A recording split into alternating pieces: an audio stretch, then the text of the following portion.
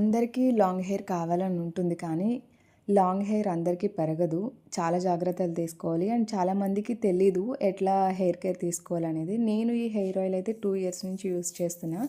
కొన్ని చేంజెస్ అయితే చేశాను కానీ, మీరు నేను చెప్పే కొన్ని బేసిక్ ఇంగ్రీడియంట్స్‌తో మాత్రం హెయిర్ ఆయిల్ ప్రిపేర్ చేసుకుంటే మంచిగా హెయిర్ గ్రోత్ వస్తుంది.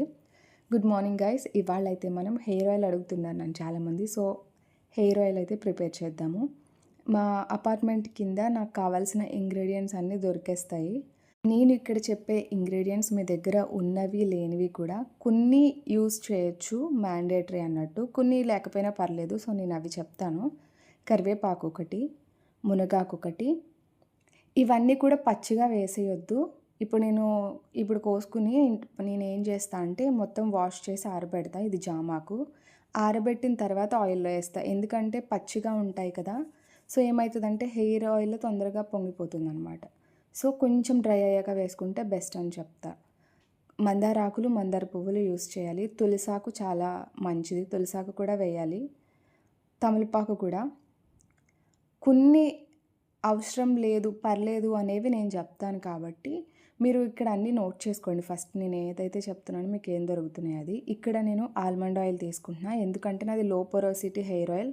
లో పోరోసిటీ హెయిర్ ఆయిల్ ఉన్నవాళ్ళు కోకోనట్ ఆయిల్ యూజ్ చేయకూడదు. ఎందుకనేది నేను నెక్స్ట్ వీడియోలో చెప్తా. ఇక్కడ నేను ఆముదం కూడా యూజ్ చేస్తున్నా. ఉల్లిపాయ చాలా మంచిగా యూజ్ అవుతుంది హెయిర్ గ్రోత్‌కి. తర్వాత అల్లం కూడా వేసుకోవాలి. పసుపు, కలోంజీ సీడ్స్, బియ్యం, ఇంకా మిరియాలు, లవంగాలు, అలోవెరా.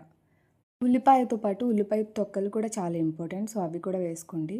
ఇక్కడ నేను ఆల్రెడీ ఆరబెట్టేసుకున్నాను కదా! దీన్ని డైరెక్ట్‌గా ఇప్పుడు యూజ్ చేసేయచ్చు. ఇది భృంగరాజ్ గుంటగలగరాకు, తులసి, తర్వాత మందార ఆకులు, మందార పువ్వులు, జామాకు, తమలపాకు. నేనిక్కడ వేపాకు చూపియలేదు. సో, వేపాకు కూడా యాడ్ చేసుకోండి. రేగాకు హెయిర్ గ్రోత్‌కి చాలా బాగా పనిచేస్తుంది. మీరు హెయిర్ ఆయిల్‌లోనూ యూజ్ చేయాలి. అలానే హెయిర్ ప్యాక్ కూడా వేసుకోండి. చాలా మంచి రిజల్ట్ ఉంటుంది రేగాకుకి. తర్వాత ఇప్పుడు మనం బాదం ఆయిల్‌ని ఎక్కువసేపు మరిగించొద్దు. జస్ట్ అది ఒక 5-10 మినిట్స్ వేడైతే సరిపోతుంది. నేనిక్కడ 1.3 లీటర్ తీసుకుంటున్నాను బాదం ఆయిల్.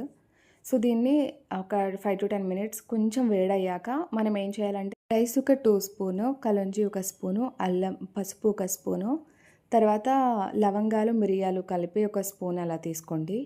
తర్వాత ఒక పెద్ద ఆనియన్ ఒకటి వేసాను నేను. తర్వాత అల్లం ఒక 1 ఇంచ్ చిన్న చిన్న ముక్కలుగా, ఒక 2 స్పూన్స్ వరకు గోరింటాకు పౌడర్ వేసుకున్నాను.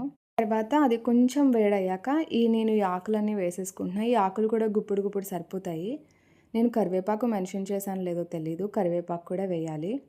నేను అన్ని ఇంగ్రీడియంట్స్ ఏవైతే యూస్ చేస్తున్నానో అవన్నీ డిస్క్రిప్షన్‌లో మీకు ఇస్తాను. లేదంటే లాస్ట్‌లో నేను ఒకసారి చెప్పేస్తాను. అవన్నీ కూడా తెచ్చుకొని పెట్టుకోండి. తర్వాత మనం ఈ హెయిర్ ఆయిల్ దగ్గరే ఉండాలి. ఎందుకంటే చాలా తొందరగా పొంగిపోతుంది. దగ్గరుండి జస్ట్ అది హీట్ అయ్యాక బాగా నురుగొచ్చేస్తుందన్నప్పుడు ఆఫ్ చేసేసుకోండి. తర్వాత మళ్ళీ కాసేపు అది కూల్ అయ్యాక మళ్ళీ వేడి చేసుకునేసి దగ్గరే ఉండి ప్రాసెస్ చేసుకోండి. చాలా పెద్ద గిన్నె అవసరమవుతుంది. పొంగిపోతుంది ఇది. సో, దగ్గరుండి జాగ్రత్తగా ఇది హెయిర్ ఆయిల్ మరిగించండి. జస్ట్ మనకి ఏవైతే ఆకులేసాం కదా! అవేంటి అంటే పచ్చంతా పోయి కొంచెం డ్రైగా అయిపోవాలి. ఎండినట్టుగా అయిపోవాలి. అప్పుడు సరిపోతుంది. అప్పుడు మనం స్టాప్ చేసేసుకోవచ్చు ఫ్లేమ్. కోకోనట్ ఆయిల్ అయితే చాలా సేపు మరిగించాలి. దీనికి అంతసేపు అవసరం ఉండదు.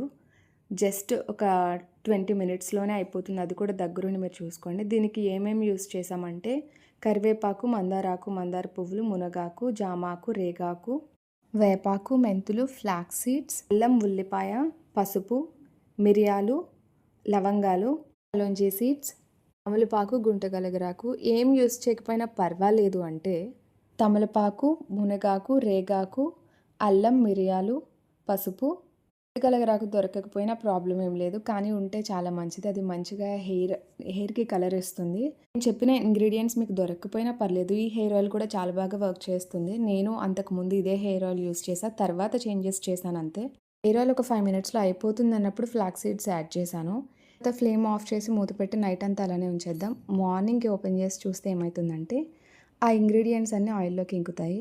సీడ్స్ స్టవ్ ఆఫ్ చేసే ముందు ఎందుకేసా అంటే ఫ్లాక్స్ సీడ్స్ కాస్త ఎక్కువ ఉంచినా ఆయిల్ థిక్‌గా అయిపోతుంది. సో, అలా అవ్వదు. లో పోరోసిటీ హెయిర్ ఆయిల్ ఉన్న వాళ్ళకి ఆయిల్ పల్చగా ఉండాలి. ఇప్పుడు నేను ఆముదం కూడా కలిపాను. హెయిర్ ఆయిల్ అయిపోయాక ఆముదం కలిపాను నేను. సో, ఇప్పుడైతే హెయిర్ ఆయిల్ స్ట్రెయిన్ చేసేసుకుంటున్నాను. ఇప్పుడు హెయిర్ ఆయిల్ ఎలా అప్లై చేసుకోవాలనేది, యూజ్ చేయాలనేది కూడా చెప్తాను.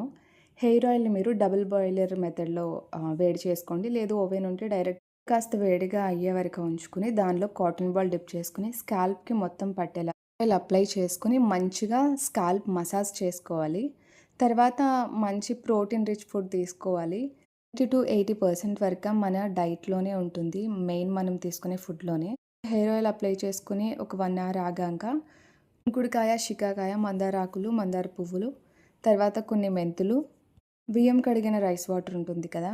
అది, కొంచెం అలోవెరా కట్ చేసి వేసుకొని, దాన్ని కాసేపు బాయిల్ చేసి, దాన్ని హెయిర్ ప్యాక్ లాగా వేసుకుంటా మిక్సీ పట్టేసి. దాన్ని ఒక 20 మినిట్స్ ఉంచుకుంటే సరిపోతుంది.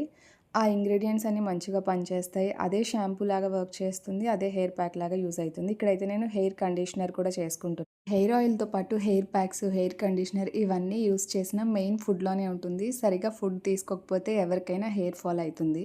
ఫుడ్ తీసుకుంటూ నేను చెప్పేవన్నీ ఫాలో అయితే మీకు 6 మంత్స్‌లోనే హెయిర్ గ్రోత్ కనిపిస్తుంది ఖచ్చితంగా. 1 ఇయర్‌లో పక్కా హెయిర్ గ్రోత్ ఉంటుంది. Thank you for watching and follow for more.